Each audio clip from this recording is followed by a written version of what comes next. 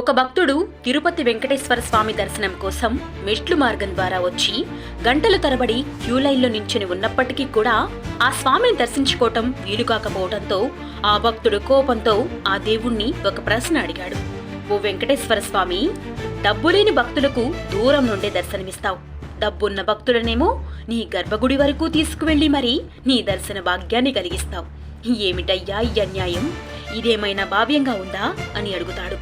అప్పుడు ఒక్కసారిగా చీకటి అలుముకొని వెంకటేశ్వర స్వామి గుడి లోపల నుంచి స్వామి గట్టిగా నవ్వి ఇలా సమాధానమిస్తాడు. తల్లిని మించిన దైవం లేదు అని అన్నాను, మీరు ఆమెను పూజిస్తున్నారా? తండ్రి మాటకు మించిన వేదం లేదు అని అన్నాను, మీరు ఆ తండ్రి మాటను పాటిస్తున్నారా? గురువు దైవంతో సమానమని అన్నాను, ఆ మాటను మీరు వినిపించుకుంటున్నారా? ఇందుగలడు అందులేడు అని సందేహం వద్దు, నువ్వు నన్ను ఎక్కడ వెతికినా అక్కడంతా నేనే ఉన్నాను అని అన్నాను, ఆ మాటను మీరు నమ్మారా? కష్టాల్లో ఉన్న వారికి సాయం చేయండి, అది నాకు చేసినట్లే అని అన్నాను, మీరు వింటున్నారా?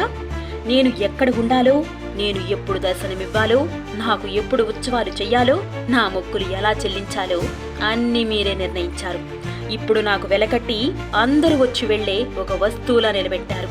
అన్నీ మీరే చేసి మళ్ళీ నేను చేశాను అని నిందించటం న్యాయమా అని స్వామి ఆ భక్తుడిని అడ్డుపెట్టి మనల్నందరినీ అడుగుతున్నాడు. మరి మీ సమాధానం ఏమిటో ఆ స్వామి వారికి చెప్పండి.